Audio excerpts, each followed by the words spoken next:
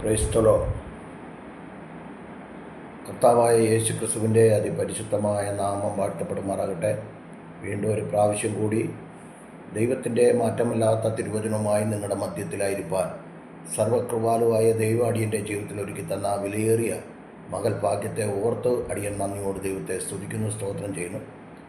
അടിയനെ ഈ യൂട്യൂബിൽ കൂടെ ശ്രവിക്കുന്ന എല്ലാ പ്രിയപ്പെട്ടവർക്കും, ജാതി മത സംഘടനാ വ്യത്യാസമെന്നെ എല്ലാ പ്രിയപ്പെട്ടവർക്കും വീണ്ടും വരുന്ന യേശു ക്രിസ്തുവിൻ്റെ നിസ്തുല്യ നാമത്തിൽ എൻ്റെ സ്നേഹവന്ദനത്തെ പ്രാരംഭമായി അറിയിക്കട്ടെ. തിരുവചന മുഖവരകളൊന്നും കൂടാതെ തിരുവചന ചിന്തയിലേക്ക് കടക്കുവാൻ താല്പര്യപ്പെടുന്നു. അതിനാദരമായി തിരഞ്ഞെടുക്കപ്പെട്ട തിരുവെഴുത്ത് എന്ന് പറയുന്നത് യെശയ്യാ പ്രവാചകൻ്റെ പുസ്തകം 44 അധ്യായം അതിൻ്റെ 28 വാക്യമാണ്. അവിടെ വായിക്കുന്നു, കോരേശ് എൻ്റെ ഇടയൻ, അവൻ എൻ്റെ ഹിതമൊക്കെയും നിവർത്തിക്കും എന്നും യെരൂശലേം പണിയപ്പെടുമെന്നും മന്ദിരത്തിന് അടിസ്ഥാനമിടുമെന്നും ഞാൻ കൽപ്പിക്കുന്നു. ഈ ദൂത് ഇവിടെ പറയുമ്പോൾ ഈ കോരേശ് എന്ന് പറഞ്ഞ വ്യക്തി ചരിത്രപരമായും ചരിത്രകാരന്മാരുടെ ഭാഷയിലും തിരുവചന ചിന്തയിൽ കൂടെ നോക്കുമ്പോൾ ഏകദേശം 180 വർഷത്തെ ഗ്യാപ്പ് കിടപ്പുണ്ട് യെശയ്യാ പ്രവചനം 45:1 ചരിത്രകാരന്മാരുടെ ഭാഷയിൽ പറഞ്ഞാൽ ഈ ദൂത് പറയുമ്പോൾ കോരേശിൻ്റെ അമ്മയപ്പന്മാരോ കോരേശോ ജനിച്ചിട്ടില്ല. ഇവർ ജനിച്ചിട്ടില്ല, കോരേശിൻ്റെ അമ്മയപ്പന്മാർ ജനിച്ചിട്ടില്ല, കോരേശ് ജനിച്ചിട്ടില്ല. അങ്ങനെയാണെങ്കിൽ ദൈവം അനാദിനിത്യതയിലെ ദൈവം, അനാദിനിത്യതയിൽ ദൈവത്തിൻ്റെ പദ്ധതിയിൽ കോരേശിനെ കുറിച്ച്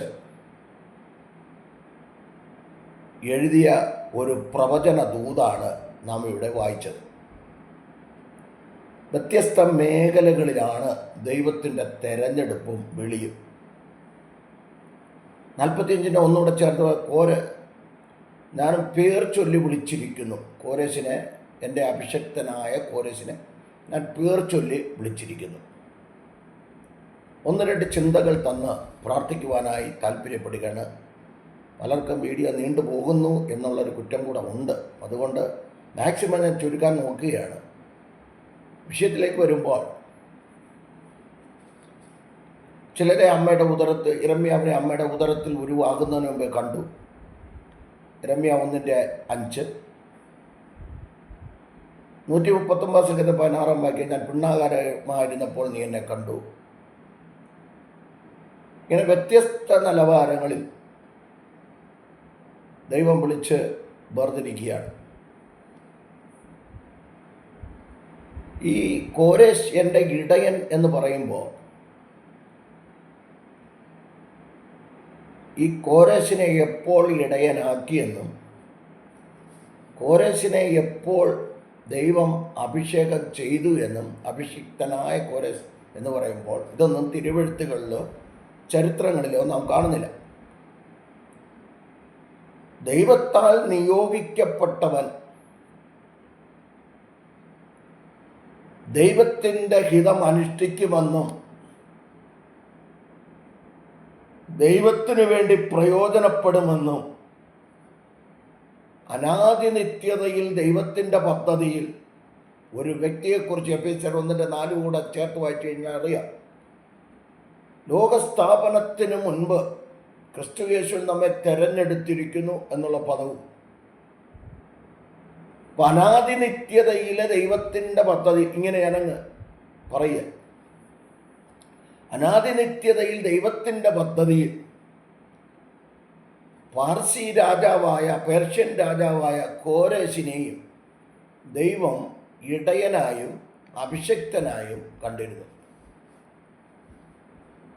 തിരുവെഴുത്തുകൾ നമ്മൾ പഠിക്കുമ്പോൾ അവിടെ കാണുന്ന ഒരു ദൂതം ഇങ്ങനെയാണ്: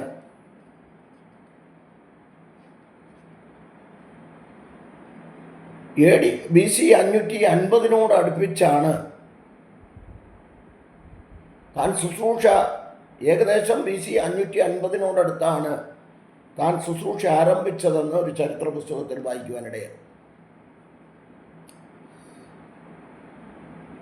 അപ്പോൾ ഈ യെശയ്യാപ്രവചനം 44:28 യെശയ്യാപ്രവചനം 45:1 തമ്മിലൊരു ഗ്യാപ്പ് എന്ന് പറയുന്നത് ഏകദേശം ചരിത്രകാരന്മാരുടെ ഭാഷയിൽ രണ്ട് വിധത്തിൽ പറയുന്നു. 150 എന്നും പറയുന്നു, 180 എന്നും പറയുന്നു. നമുക്കതൊരു വിഷയമല്ല, എൻ്റെ ചിന്താ വിഷയം അതല്ല. എങ്കിലും വിഷയത്തിലേക്ക് നമുക്ക് വരാം. എസ്രായുടെ പുസ്തകം 1-ാം അധ്യായം 1 മുതൽ 3 വരെ നമ്മൾ വായിക്കുമ്പോൾ തൻ്റെ ശുശ്രൂഷയുടെ ആരംഭഘട്ടത്തെക്കുറിച്ച് അവിടെ വിശദീകരിച്ച് എഴുതിയിരിക്കുകയാണ്. ശുശ്രൂഷയുടെ ആരംഭകാലത്തെക്കുറിച്ച് തന്നെ എന്തിനാണ് വിളിച്ചതെന്നും എന്തിനാണ് ദൈവം വേർതിരിച്ചതെന്നും എസ്രായുടെ പുസ്തകം 1-ാം അധ്യായം 1 മുതൽ 7 വരെയുള്ള ഭാഗങ്ങളിലേക്ക് വരുമ്പോൾ നമുക്ക് കാണാൻ കഴിയുന്നുണ്ട്. അപ്പോൾ തിരുവെഴുത്തുകളിലേക്ക് ഞാൻ വരുമ്പോൾ ഈ ഒത്തിരി ഗ്യാപ്പുകൾ ഒത്തിരി തിരുവചന ചിന്തയിൽ തന്നെ കിടപ്പുണ്ട്. ആകാശങ്ങളും ഭൂമിയും ഒരുമിച്ചല്ല സൃഷ്ടിച്ചത്.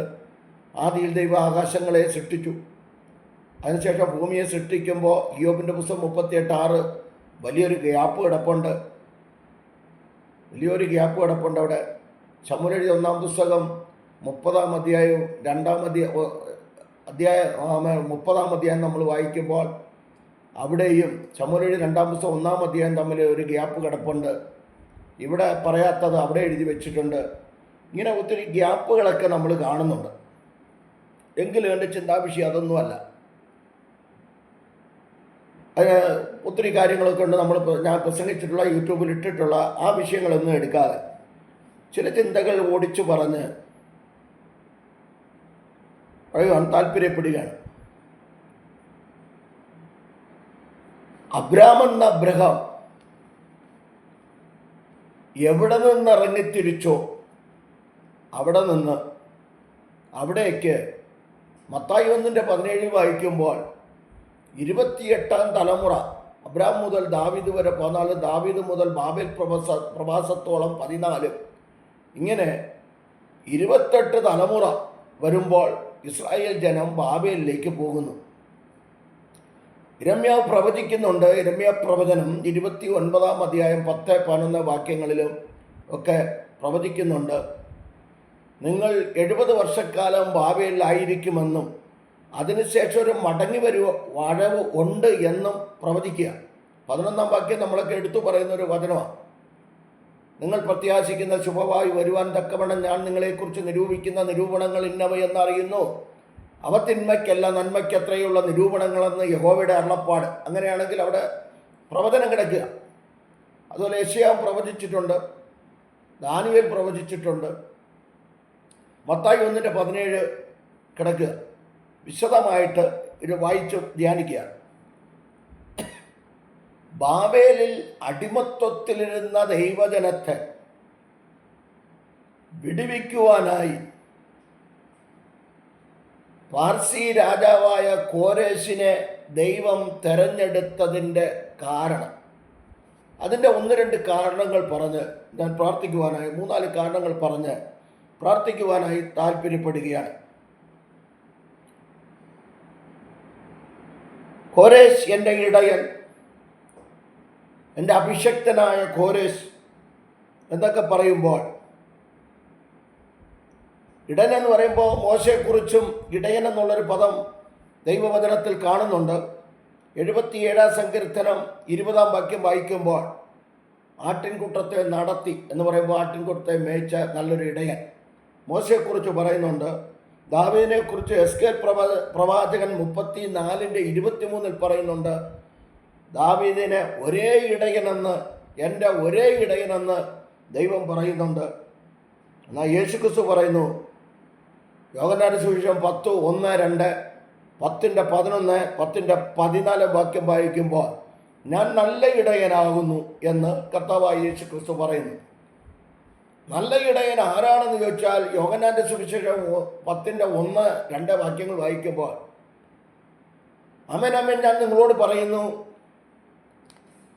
ആട്ടിൻ തൊഴുത്തുകൾ വാതിലൂടെ, ഈ വാതിലൂടെ, ക്രിസ്തുവാകുന്ന വാതിലൂടെ കടക്കാത്ത ഒരുവനും ഇടയനല്ല, അവൻ കള്ളനും കവർച്ചക്കാരനുമെന്ന് അവിടെ എഴുതിയിരിക്കുക. എൻ്റെ ചിന്താവിഷയം കോരേശിൻ്റെ വിളി എന്താണ് അതിൻ്റെ ഒരു 4-5 പോയിന്റുകൾ ഓടിച്ചു പറഞ്ഞ് ഞാനൊന്ന് പ്രാർത്ഥിക്കുവാനായി താല്പര്യപ്പെടുകയാണ്. അപ്പോൾ ഒന്ന്, ജാതികളെ കീഴടക്കുക. യെശയ്യാപ്രവചനം 45:1-2 വാക്യങ്ങളിൽ നിന്ന് ചില ചിന്തകൾ. ജാതികളെ കീഴടക്കുക. കാരണം ജാതീയ രാജാവായ കോരേശിൽ കൂടെ തന്നെ ദൈവത്തിൻ്റെ പ്രവൃത്തി വെളിപ്പെടുത്തിയെങ്കിൽ എനിക്കൊരു ദൂത് പറയാനുള്ളത്, പുറം ജാതികളിൽപ്പെട്ട അനേകരെ ദൈവം വിളിച്ച് വേർതിരിച്ച്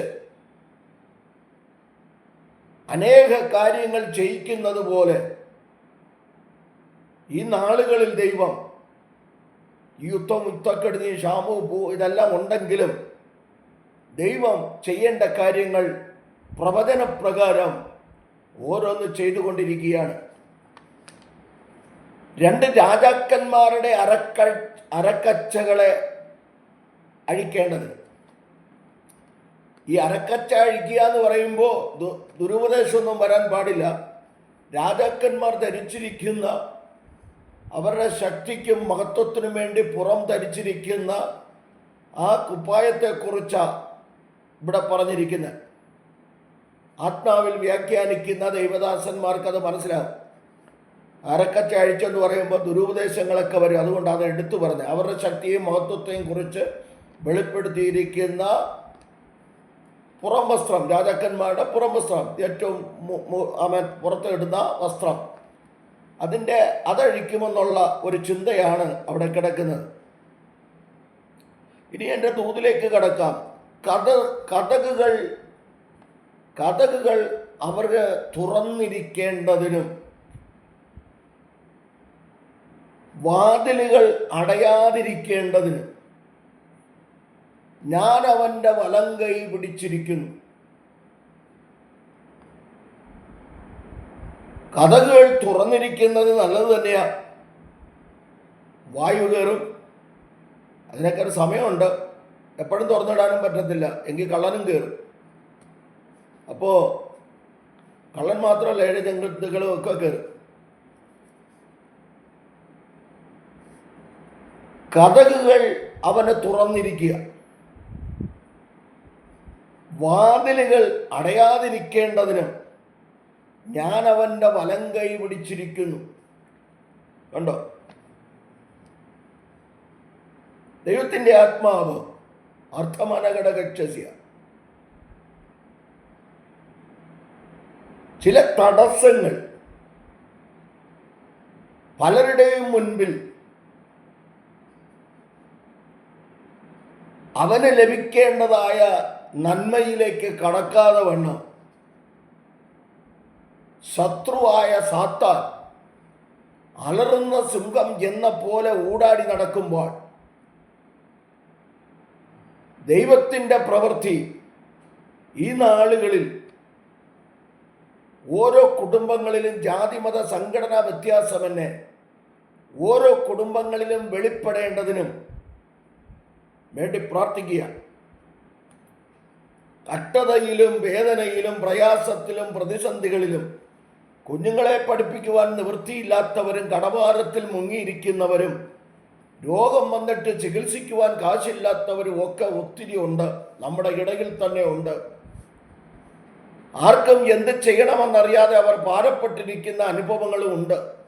എന്നാൽ ദൈവത്തിൻ്റെ പദ്ധതി ഓരോ കുടുംബങ്ങളിലും, ഓരോ ഭവനത്തിലും, കുഞ്ഞുങ്ങളിലും, അവരുടെ ആവശ്യങ്ങളിലും വാഗ്ദത്തങ്ങളിലും, അവർക്ക് കൊടുക്കപ്പെട്ട വാഗ്ദത്തങ്ങളിലും നിറവേറപ്പെടേണ്ടതിനായി നാം ഈ നാളുകളിൽ പ്രാർത്ഥനയോടെ ആയിരിക്കുന്നു എങ്കിൽ ദൈവത്തിൻ്റെ പദ്ധതി അവിടുന്ന് വെളിപ്പെടുത്തി സ്വർഗത്തിലെ ദൈവം ഓരോ കുടുംബങ്ങളെയും മാനിക്കുവാൻ ശക്തനാണ്. എത്രയോ വീഡിയോകളിൽ പറഞ്ഞു ഈ യുദ്ധങ്ങൾ ഇറാനുമായിട്ട് അടിക്കുന്നൊന്നുമല്ല, 2025 തീരുന്നതിന് മുൻപ് യുദ്ധങ്ങളും ക്ഷാമങ്ങളും ഭൂകമ്പങ്ങളും ഒക്കെ വരും എന്നൊക്കെ ദൈവത്തിൻ്റെ അരുളപ്പാടുകൾ യൂട്യൂബിൽ കൂടെ അറിയിച്ചിരുന്നു. ആരും അതൊന്നും കേൾക്കാറില്ല. കാരണം അവർക്കൊന്നും അതിനൊന്നും സമയമില്ല. ഞാൻ പറഞ്ഞത്, നിങ്ങൾ ഈ കേൾക്കുന്ന വചനം അനുസരിച്ചാൽ കട്ടതയില്ല, പോരാട്ടമില്ല, പ്രതിസന്ധിയില്ല എന്നൊന്നും ഞാൻ പറയത്തില്ല. ഏത് പ്രതിസന്ധികളുടെ മധ്യത്തിലും നമുക്ക് വേണ്ടി അതാത് സമയത്ത് ഏലിയാവിന് കാക്ക അയച്ചുവെങ്കിൽ ഇവിടെ ഇസ്രായേൽ ജനത്തെ വിടുവിക്കുവാൻ പേർഷ്യൻ രാജാവായ കോരേശിനെ എഴുന്നേൽപ്പിച്ചതുപോലെ ദൈവം വ്യക്തിജീവിതങ്ങളെ എഴുന്നേൽപ്പിക്കുമെന്ന ദൈവത്തിൻ്റെ ആലോചന അറിയിക്കുന്നത്. ദൈവവചനത്തിൽ കൂടെ ദൈവത്തിൻ്റെ ആത്മാവ് നമ്മോട് വ്യക്തമായി സംസാരിക്കുമ്പോൾ അത് ഏറ്റെടുക്കുന്നവർക്കാണ് വിടുതൽ. പലരും ചോദിക്കാറുണ്ട്, പറയുന്ന കാര്യങ്ങളൊന്നും നടക്കുന്നില്ലല്ലോ എന്ന് പറഞ്ഞാൽ എബ്രായർ 4:2 വചനം വായിച്ചു കഴിഞ്ഞാൽ അവിടെ കിടപ്പുണ്ട്. അവിടെ പറയുന്നുണ്ട്, അതുകൊണ്ട് നാമും അവരെ പോലെ സദ്വർത്തമാനം കേട്ടവർ ആകുന്നു എങ്കിലും കേട്ട വചനം അവരുടെ ഉള്ളിൽ വിശ്വാസമായി പരിണമിക്കായിക കൊണ്ട് കേട്ട വചനം അവർക്ക് ഉപകാരമായി വന്നില്ല. ആരെങ്കിലും ഒരു വ്യക്തിയെ ദൈവം ഒരുക്കും. നാം നിലവിളിച്ച് കരയുമ്പോൾ, നാം പ്രാർത്ഥനയിലുറ്റിരിക്കുമ്പോൾ, നാം പോരാടി പ്രാർത്ഥിക്കുമ്പോൾ, ദൈവവചനപ്രകാരം കുറവുകളെ ഏറ്റുപറഞ്ഞ് പ്രാർത്ഥിക്കുമ്പോൾ ദൈവ പ്രാർത്ഥന കേൾക്കും. പ്രാർത്ഥന കേട്ടിട്ട് മറുപടി തരിക തന്നെ ചെയ്യും. അത് ഈ നാളുകളിൽ ദൈവത്തിൻ്റെ പ്രവൃത്തി വെളിപ്പെടട്ടെ. ഞാൻ ദൈവദാസന്മാരെ സംബന്ധിച്ച് ഞാൻ മനസ്സിലാക്കിയിടത്തോളം 100-80% ആൾക്കാരും ഒന്നിലല്ലെങ്കിൽ മറ്റൊരു വിധത്തിൽ പ്രതിസന്ധികളിലാണ്. ഒന്നുകിൽ തലമുറകളുടെ വിഷയത്തിന്മേൽ, അല്ലെങ്കിൽ കടഭാരത്തിന്മേൽ, അല്ലെങ്കിൽ കുടുംബജീവിതത്തിന്മേൽ, ഇങ്ങനെ വ്യക്തി മേഖല സഭ സംബന്ധിച്ച് പല വിധത്തിൽ അവർ ബുദ്ധിമുട്ടുകൾ അനുഭവിക്കുന്നവരാണ്. കുഞ്ഞുങ്ങളെ പഠിപ്പിക്കുവാൻ നിവൃത്തിയില്ലാതെ കടഭാരത്തിൽ മുങ്ങി മറ്റുള്ളവരുടെ നിന്ദയും പരിഹാസത്തിലുമായിരിക്കുമ്പോൾ ദൈവം നമുക്ക് വേണ്ടി ഒരുക്കിയിരിക്കുന്നത് യെശയ്യാ 64:4 അടുത്തു പറയുന്നു. കൊരിന്ത്യർക്കെഴുതിയ 1 ലേഖനം 2:9 ദൈവത്തെ സ്നേഹിക്കുന്നവർക്ക് ഒരുക്കിയിട്ടുള്ളത് കണ്ണ് കണ്ടിട്ടില്ല, ചെവി കേട്ടിട്ടുമില്ല, ഒരു മനുഷ്യൻ്റെയും ഹൃദയത്തിൽ തോന്നിയിട്ടുമില്ലാത്ത വിധ നന്മകൾ സ്വർഗത്തിലെ ദൈവം നമുക്ക് വേണ്ടി ഒരുക്കും. ഈ തിരുവെഴുത്തിൻ പ്രകാരം ഞാൻ എൻ്റെ ചിന്തയിലേക്ക് വരിക. കണ്ടോ, വാതിലുകൾ അവന് തുറന്നിരിക്കേണ്ടതിനും വാതിലുകൾ അടയാതിരിക്കേണ്ടതിനും ഞാൻ അവൻ്റെ വലം കൈക്ക് പിടിച്ചിരിക്കുന്നു. ഇതെപ്പോഴാണെന്നൊന്നും കാണുന്നില്ല, ദൈവത്തിൻ്റെ മുൻ നിർണയമാണ് എന്ന് ഞാൻ വിശ്വസിക്കുന്നു. ഞാൻ അടുത്തതായിട്ട് പറയുന്നു, 4 കാര്യം പെട്ടെന്ന് പറഞ്ഞ് പ്രാർത്ഥിക്കാം. ഞാൻ നിനക്ക് മുൻപായി ചെന്ന് ദുർഘടങ്ങൾ നിരപ്പാക്കും. പലരുടെയും ഈ യാത്രയ്ക്ക്, പലരുടെയും മുന്നോട്ടുള്ള ജീവിത യാത്രയ്ക്ക് തടസ്സമായി നിൽക്കുന്ന ദുർഘടങ്ങൾ, അതിനെ എൻ്റെ ദൈവം നിരപ്പാക്കുമെന്നാണ് ദൈവാത്മാവിൽ അറിയിക്കുന്നത്. ഈ ദൂത് കേൾക്കുമ്പോൾ വിശ്വസിക്കുമെങ്കിൽ എന്ത് തടസ്സം തന്നെയാകട്ടെ, യെശയ്യാ 45:1-2 വാക്യം നിങ്ങൾ വായിച്ച് ശക്തമായിട്ട് പ്രാർത്ഥിക്കുക. ഈ ദൂത് പറയുമ്പോൾ തന്നെ ചില വിടുതലുകൾ നിങ്ങളുടെ ജീവിതത്തിൽ നടക്കും. പ്രാർത്ഥിക്കുന്ന വിഷയങ്ങൾക്ക് മറുപടി ഉണ്ടാകും ഉറപ്പായിട്ട്. അതിനുവേണ്ടി നമ്മൾ ഈ ഈറ്റുനോവിൻ്റെ ആരംഭം കണ്ട് യുദ്ധശ്രുതികളെ കുറിച്ച് കേൾക്കും. ഇതൊക്കെ ഈറ്റുനോവിൻ്റെ ആരംഭമാണ് എന്നൊക്കെ തിരുവെഴുത്തുകളിൽ കാണുമ്പോൾ ഇതൊന്നും ഒരു ലോകാവസാനമൊന്നും അല്ല, ഇത് ഈറ്റുനോവിൻ്റെ ആരംഭം മാത്രമാണെന്ന് മനസ്സിലാക്കുക. ഓക്കെ, ഇത് ദൈവമക്കളെ ഒന്നും ഇതൊന്നും ബാധിക്കുന്നതല്ല.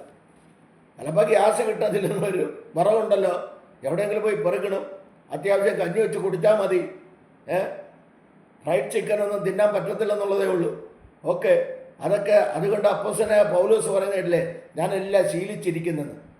എല്ലാം ശീലിച്ചിരിക്കുന്നു. കട്ടതയാണ്, പട്ടിണിയാണ്, നഗ്നതയാണ്, പോരാട്ടമാണ്, എന്ത് തന്നെയായാലും എല്ലാം ശീലിച്ചിരിക്കുന്നതാണ്. അപ്പോൾ അതുകൊണ്ട് നമ്മൾ ഇതെല്ലാം ശീലിക്കണം. അതിന് വേണ്ടിയിട്ടുള്ളൊക്കെ ചില കാര്യങ്ങളാണ്. മനസ്സിലായില്ലേ? കൊറോണ കാലത്ത് ഞാൻ ലണ്ടനിലായിരിക്കുമ്പോൾ 5 കിലോ അരി കൂടുതൽ കൊടുക്കത്തില്ല. മനുഷ്യൻ പേടിച്ചു, എന്ത് ചെയ്യും എന്ന് പേടിച്ചു. എങ്കിലും ദൈവം ആ കാലഘട്ടങ്ങളിൽ ദൈവം നടത്തിയില്ലേ? 5-6 വർഷക്കാലം 2020 മുതൽ ഇന്ന് വരെയും ദൈവം പരിപാലിച്ചില്ലേ? 5 വർഷക്കാലം ദൈവം പരിപാലിച്ചില്ലേ? അങ്ങനെയാണെങ്കിൽ ഇവിടെയും ദൈവം എല്ലാവരെയും പരിപാലിക്കും. അല്ലാതെ പെന്തക്കോസ്തുകാരെ മാത്രം പരിപാലിക്കുമെന്നല്ല, നാമധേയ ക്രിസ്ത്യാനികളെ മാത്രം പരിപാലിക്കുമെന്നല്ല. എല്ലാവരെയും ജാതി മത സംഘടന വ്യത്യാസമന്യേ എല്ലാവരെയും ദൈവം പരിപാലിക്കുക തന്നെ ചെയ്യും. ഓക്കെ, നമുക്ക് ദൈവത്തോടടുക്കാം, പ്രാർത്ഥിക്കാം.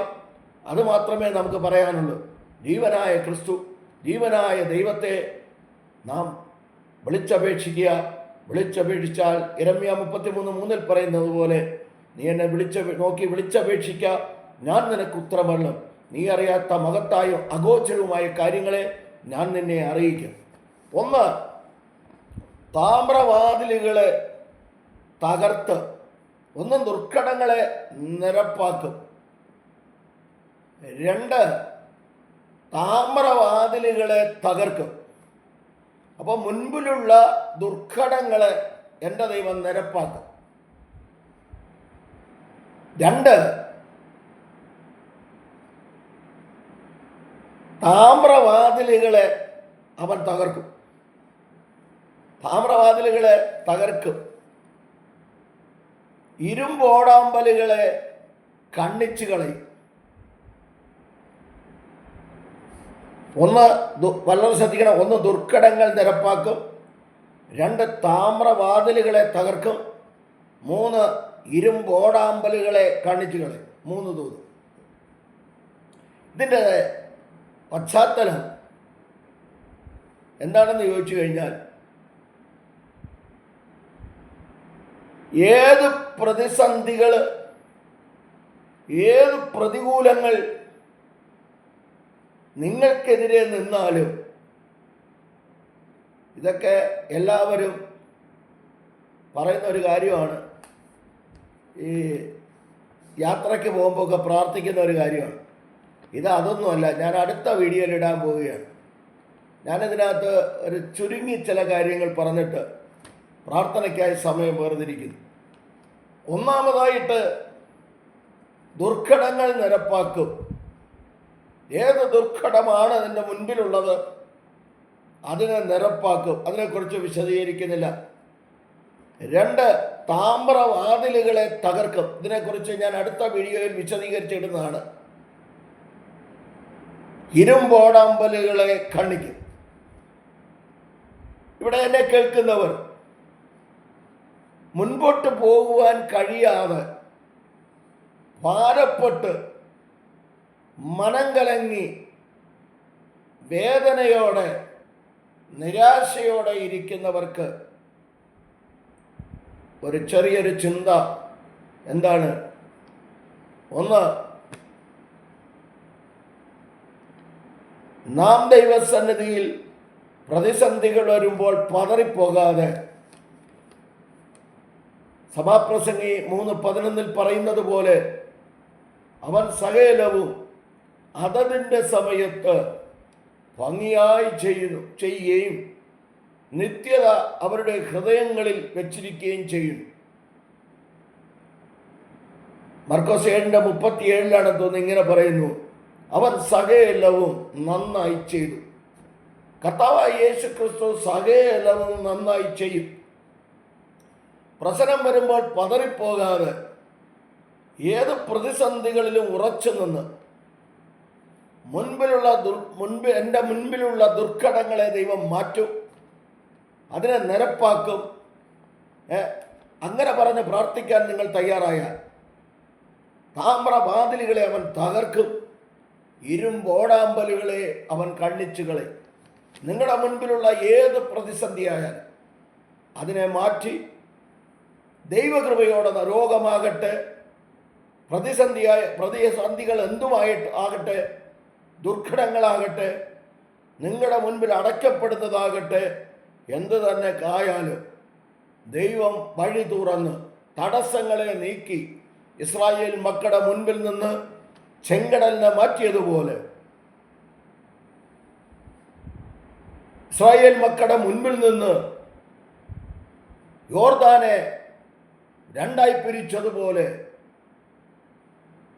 ചെങ്കടൽ രണ്ടായി വെള്ളം ചിറകെട്ടി നിന്നതുപോലെ, പുറപ്പാട് 14 യോശുവ 3:15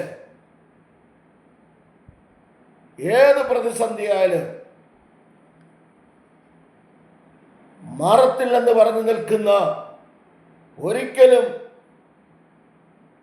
പകരത്തില്ലെന്ന് പറഞ്ഞു നിൽക്കുന്ന യെരികോ മതിലായാലും ബാശാനും ഓഗുമായാലും ഏത് പ്രതിസന്ധികളായാലും നിങ്ങൾ പേടിക്കേണ്ട കാര്യമില്ല, നാം പേടിക്കേണ്ട കാര്യമില്ല. ദൈവം നമ്മോട് കൂടെ ഉണ്ട്. ദൈവത്തിൻ്റെ പ്രവൃത്തി വെളിപ്പെടുവാനിടയാകും. അതിനായി നമുക്ക് ദൈവകരങ്ങളിൽ ഏൽപ്പിച്ചു കൊടുക്കാം. 2 കാര്യമാണ് എൻ്റെ അതിനകത്തെ ചിന്ത. ഒന്ന്, ഈ കോരേശിനെ കുറിച്ച് കുറേ കാര്യങ്ങൾ പറയാനുണ്ട്. ഞാനതിലേക്ക് കടക്കുന്നില്ല ഇപ്പോൾ. ഇത്രയേ ഉള്ളൂ. ദൈവജനത്തിൻ്റെ വാഗ്ദത്തം നിറവേറി സമയമായപ്പോൾ യിരെമ്യാ പ്രവചനം 29:10-11 വാക്യങ്ങളിലേക്ക് വരുമ്പോൾ, വാഗ്ദത്തം സമയമായപ്പോൾ അവർക്ക് വേണ്ടി ഒരു കോരേശിനെ എഴുന്നേൽപ്പിച്ച് ദൈവജനത്തിന് വേണ്ടതായ സകല നന്മകളും കൊടുത്ത് ആലയം പണിക്ക് വേണ്ടി തന്നെ, എസ്രായുടെ പുസ്തകം 1-ാം അധ്യായം കൂടെ പഠിച്ചോണം, ആലയം പണിക്ക് വേണ്ടി ജനത്തെ വിട്ടയച്ച് അവർക്ക് വേണ്ട സകല നന്മകളും കൊടുത്ത് വിട്ടയച്ചെങ്കിൽ നമുക്ക് തന്നിരിക്കുന്ന വാഗ്ദത്തങ്ങൾ അതിന് സമയമുണ്ട്. 37-ാം സങ്കീർത്തനം 7-ാം വാക്യം വായിച്ചുകൊണ്ടാൽ മതി. ദൈവത്തിൻ്റെ പ്രവൃത്തി ഓരോ കുടുംബങ്ങളിലും ഓരോ വ്യക്തികളിലും വെളിപ്പെടട്ടെ എന്ന പ്രാർത്ഥനയോടെ നിർത്തട്ടെ. ഒരു വാക്ക് പ്രാർത്ഥിക്കുവാൻ താല്പര്യപ്പെടുകയാണ്. രോഗികളായി കിടക്കുന്ന അനേക കുഞ്ഞുങ്ങളുണ്ട്. വളരെ വേദനയിലും ഭാരത്തിലും ഇരിക്കുന്ന ഒത്തിരി പേരുണ്ട്. ഈ ദൂത് കേൾക്കുമ്പോൾ അവരുടെ ദുർഘടങ്ങൾ മാറണം, അവരുടെ മുൻപിലുള്ള താമ്രവാതിലുകൾ തകരണം, ഇരുമ്പോടാമ്പലുകൾ തകർന്നു പോകണം. എന്ത് തന്നെയായാലും, ഏത് രോഗാവസ്ഥയിലായിരുന്നാലും ദൈവത്തിൻ്റെ വചനം അതിവേഗോടുന്ന വചനമയച്ച് വിടുവിക്കേണ്ടതിനായി നമുക്ക് പ്രാർത്ഥിക്കാം. വിവിധയിടങ്ങളിൽ, പ്രത്യേകിച്ച് ബാംഗ്ലൂരിൻ്റെ പ്രദേശത്ത് എനിക്ക് പരിചയമുള്ള ഒരു ദൈവദാസൻ്റെ മകൻ വളരെ ബുദ്ധിമുട്ടിൽ ഭാരപ്പെട്ടിലായിരിക്കുന്നു. അവരെ ഓർത്ത് നമുക്ക് പ്രാർത്ഥിക്കാം. എല്ലാവരും, ഒരാൾ മാത്രമല്ല, അനേകർ ലോകമെമ്പാടും വിവിധ മേഖലകളിൽ ഭാരത്തിലും പ്രയാസത്തിലുമായിരിക്കുന്നു. അവരെ ഓർത്ത് പ്രാർത്ഥിക്കാം. പരിശുദ്ധ പിതാവേ, അവിടുത്തെ കരങ്ങളിലേക്ക് അടിയനെ സമ്പൂർണ്ണമായി സമർപ്പിക്കുന്നു. അഭിഷിക്തനായ കോരേശ് എൻ്റെ ഇടയൻ. കോരേശ് ജനിക്കുന്നതിന് 180 വർഷങ്ങൾക്ക് മുൻപ് ദൈവത്തിൻ്റെ ആത്മാവ് പ്രവചനാത്മാവിൽ ദൂതെഴുതി വച്ചിരിക്കുന്ന അതേ വചനത്തിൽ നിന്നുകൊണ്ട്, കർത്താവേ, ദൈവജനത്തിൻ്റെ വിടുതലിന് വേണ്ടി, ഇസ്രായേൽ ജനത്തിൻ്റെ വിടുതലിന് വേണ്ടി അഭിഷിക്തനായ കോരേശിനെ ദൈവം തെരഞ്ഞെടുത്തതുപോലെ കടഭാരത്തിലും ബുദ്ധിമുട്ടിലും വേദനയിലും കുഞ്ഞുങ്ങളെ പഠിപ്പിക്കുവാൻ, കുഞ്ഞുങ്ങളെ വിവാഹം കഴിച്ചയക്കുവാൻ നിവൃത്തിയില്ലാത്ത പലരും ദേശത്തുണ്ട്, ലോകമെമ്പാടുമുണ്ട്. ദൈവം അവരോട് കരുണ കാണിക്കുകയും മനസ്സലിയുകയും വ്യക്തി ജീവിതങ്ങളെ അവിടുന്ന് എഴുന്നേൽപ്പിക്കുകയും ചെയ്യുമാറാകണമെന്ന് പ്രാർത്ഥിക്കുന്നു. കടഭാരത്താൽ ആത്മഹത്യ ചെയ്യുന്നവർ, കുഞ്ഞുങ്ങളെ പഠിപ്പിക്കുവാൻ നിവൃത്തിയില്ലാത്തവരെ ഒക്കെ ദൈവകരങ്ങളിൽ ഏൽപ്പിക്കുന്ന പിതാവേ, ഏത് വാതിലുകൾ ദൈവം തുറന്നാൽ അത് ആരും അടയ്ക്കത്തില്ലെന്ന് ഞങ്ങൾ തിരുവെഴുത്തുകളിൽ കാണുമ്പോൾ, ദൈവമേ, അവർക്ക് വേണ്ടി ഓരോ വാതിലുകൾ തുറക്കണമേ. ഭവനമില്ലാത്തവരുണ്ട്, അവർക്ക് വേണ്ടി ഭവനം കൊടുക്കണമേ എന്ന് പ്രാർത്ഥിക്കുന്നു. ഞങ്ങൾക്ക് പ്രാർത്ഥിക്കുവാനല്ലാതെ ഞങ്ങളെ കൊണ്ടൊന്നും ചെയ്യുവാൻ കഴിയുന്നില്ല. പ്രത്യേകിച്ച് കർത്താവെ, രോഗികളായി കിടക്കുന്നവർ, കർത്താവെ, വചനം അയച്ചവരെ സൗഖ്യമാക്കണമെന്ന് പ്രാർത്ഥിക്കുന്നു. ദൈവത്തിൻ്റെ കൃപ കൊണ്ട് പൊതിയണം. ബാംഗ്ലൂരിൻ്റെ പ്രദേശത്തായിരിക്കുന്ന പൈതലിനെയും ദൈവകരങ്ങളിൽ ഏൽപ്പിക്കുന്നു. ദൈവം മുൻകാര്യങ്ങളെ ചെയ്യണമേ. അതിവേഗോടുന്ന വചനം അയച്ച് അവനെ വിടുവിക്കണമെന്ന് പ്രാർത്ഥിക്കുന്നു. മാതാപിതാക്കൾ, സഹോദരങ്ങൾ അനേകർ പ്രാർത്ഥിക്കുന്നു എങ്കിലും വളരെ ഭാരത്തിലും വേദനയിലുമായിരിക്കുന്നു. ദൂത് കേൾക്കുമ്പോൾ തന്നെ അവർക്ക് വേണ്ടി ഒരത്ഭുതം ചെയ്യുമാറാകണമെന്ന് പ്രാർത്ഥിക്കുന്നു. ശിരസ് മുതൽ പാദം വരെ വചനം ക്രിയ ചെയ്യട്ടെ. അതുപോലെ രോഗികളായി കിടക്കുന്ന ലോകമെമ്പാടും ആയിരിക്കുന്ന പ്രിയപ്പെട്ടവരെ ദൈവകരങ്ങൾ ഏൽപ്പിക്കുന്നു. രോഗിക്ക് വൈദ്യനായവൻ, ഞാൻ സൗഖ്യമാക്കുന്ന യഹോവ എന്ന് അരുളി ചെയ്ത കർത്താവ് അവരെ സൗഖ്യമാക്കണമെന്ന് പ്രാർത്ഥിക്കുന്നു. ദൈവത്തിൻ്റെ വലിയ കരം നീട്ടണം. രമ്യ 33:6 പറയുന്നത് പോലെ ഞാൻ നിങ്ങൾക്ക് രോഗശാന്തി ആരോഗ്യം വരുത്തുമെന്ന വചനപ്രകാരം അവിടുന്ന് രോഗശാന്തി വരുത്തണം എന്ന് പ്രാർത്ഥിക്കുന്നു. ഡോക്ടർമാർ രോഗസൗഖ്യം കൊടുക്കുമ്പോൾ രോഗശാന്തി തരുന്ന ദൈവത്തിൻ്റെ വചനം അവിടുന്ന് ക്രിയ ചെയ്യണമെന്ന് പ്രാർത്ഥിക്കുന്നു. ലോകം മുമ്പാട് ശുശ്രൂഷിക്കുന്ന കർത്തൃഭൃത്യന്മാർക്കായി പ്രാർത്ഥിക്കുന്നു. കുടുംബാംഗങ്ങൾക്കായി, കുഞ്ഞുകുട്ടികൾക്കായി പ്രാർത്ഥിക്കുന്നു. അതത് സ്ഥാനങ്ങളിൽ ദൈവം അവരെ കാക്കണം, പരിപാലിക്കണം, ദൈവത്തിൻ്റെ പ്രവൃത്തി വെളിപ്പെടുത്തണമെന്ന് പ്രാർത്ഥിക്കുന്നു. പ്രത്യേകിച്ച് കർത്താവെ, ഇന്ത്യ മഹാരാജ്യത്തിന് വേണ്ടി പ്രാർത്ഥിക്കുന്നു. പ്രധാനമന്ത്രിക്കായി പ്രാർത്ഥിക്കുന്നു. പ്രസിഡന്റിനായി പ്രാർത്ഥിക്കുന്നു. രാജ്യം കാക്കുന്ന പ്രിയപ്പെട്ടവർക്കായി പ്രാർത്ഥിക്കുന്നു. അവരുടെ കുടുംബാംഗങ്ങൾക്കായി പ്രാർത്ഥിക്കുന്നു. മത്സ്യം പിടിക്കുവാൻ പോകുന്ന പ്രിയപ്പെട്ടവർക്കായി പ്രാർത്ഥിക്കുന്നു. ഡോക്ടർമാർക്കായി, നേഴ്സുമാർക്കായി പ്രാർത്ഥിക്കുന്നു. കർത്താവിൻ്റെ പ്രവൃത്തി ഓരോരുത്തരും വെളിപ്പെടണമേ. പോലീസ് അധികാരികൾക്കായി പ്രാർത്ഥിക്കുന്നു. വക്കീലന്മാർക്കായി, ജഡ്ജിമാർക്കായി പ്രാർത്ഥിക്കുന്നു. ദൈവത്തിൻ്റെ നീതി, ന്യായം അവിടെ വെളിപ്പെടട്ടെ. അതിനായി കരങ്ങളിൽ ഏൽപ്പിച്ചു പ്രാർത്ഥിക്കുന്നു. സകലവിധ 29 സംസ്ഥാനം ഭരിക്കുന്ന മുഖ്യന്മാർക്ക് വേണ്ടി പ്രാർത്ഥിക്കുന്നു. ദൈവത്തിൻ്റെ പ്രവൃത്തി വെളിപ്പെടുത്തണം. കർത്താവെ, കേരളത്തിലും വിവിധയിടങ്ങളിൽ കർത്താവെ ഇലക്ഷൻ നടക്കുന്നുവല്ലോ. സമാധാനപരമായി കാര്യങ്ങൾ നടക്കുവാൻ ദൈവം സഹായിക്കണം. യുദ്ധശ്രുതി, യുദ്ധക്കെടുതികൾ നടക്കുമ്പോൾ, കർത്താവെ ബുദ്ധിമുട്ടുകളാകുമ്പോൾ രാഷ്ട്രത്തലവന്മാർക്ക് സമാധാനവും സന്തോഷവും കൊടുത്ത് ദൈവം മാനിക്കണമെന്ന് പ്രാർത്ഥിക്കുന്നു. സമാധാനത്തോടെ കാര്യങ്ങൾ ചെയ്ത് യുദ്ധം എത്രയും പെട്ടെന്ന് അത് നിർത്തലാക്കുവാൻ ദൈവം ഇടയാക്കണമെന്ന് പ്രാർത്ഥിക്കുന്നു. തൃക്കരങ്ങളിൽ ഏൽപ്പിക്കുന്നു. അടിയനെ കുടുംബമായി ഏൽപ്പിച്ച് പ്രാർത്ഥിക്കുന്നു. വിവിധ ഇടങ്ങളിൽ കർത്താവെ, മാതാപിതാക്കളില്ലാതെ കുഞ്ഞുങ്ങൾ വിവിധ ഇടങ്ങളിലായിരിക്കുന്നു. ദുഃഖത്തിലും ഭാരത്തിലുമായിരിക്കുന്നു. എങ്കിലും ദൈവത്തിൻ്റെ കരുതൽ, കാവൽ ഓരോരുത്തരോടും, ഓരോ കുടുംബങ്ങളോടും കൂടെ ഇരിക്കുമാറാകണമെന്നും കുഞ്ഞുങ്ങളോട് കൂടെ ഇരിക്കുമാറാകണമെന്ന് പ്രാർത്ഥിക്കുന്നു. ദൈവം വൻകാര്യങ്ങളെ ചെയ്യണം, അത്ഭുതങ്ങളെ പ്രവർത്തിക്കണം. പ്രാർത്ഥന കേട്ടതിനായി നന്ദി. പിതാവിൻ്റെയും പുത്രൻ്റെയും പരിശുദ്ധാത്മാവിൻ്റെയും നാമത്തിൽ വചനം കേട്ട എല്ലാ പ്രിയപ്പെട്ടവരെയും അനുഗ്രഹിച്ച് പ്രാർത്ഥിക്കുന്നു. അനുഗ്രഹമായി തീരട്ടെ. എല്ലാവർക്കും ഒരു മാനസാന്തരം ഉണ്ടാകുവാൻ ദൈവം ഇടയാക്കണം. മഹത്വം എടുക്കണമേ. പ്രാർത്ഥന കേട്ടുള്ള നന്ദി പറയുന്നു. യേശു ക്രിസ്തുവിൻ നാമത്തിൽ തന്നെ പിതാവേ, ആമേൻ, ആമേൻ, ആമേൻ. God bless you, God bless you all abundantly. ദൈവം എല്ലാവരെയും അനുഗ്രഹിച്ച് കാക്കുമാറാകട്ടെ. ആമേൻ.